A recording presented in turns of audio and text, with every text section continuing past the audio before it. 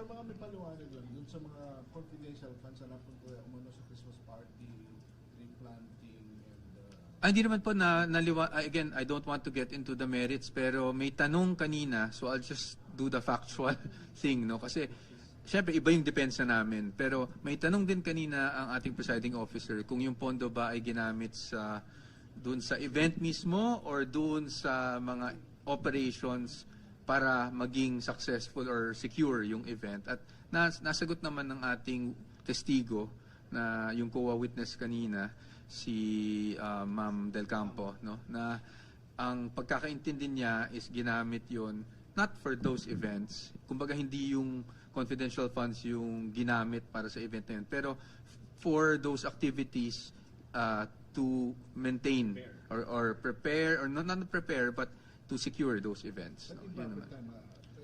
And in proper time, we'll have to address that also para makita din kung ano talaga yung ano ba talaga ang paggamit ng confidential funds at ano yung saklaw ng pinaggamitan nito.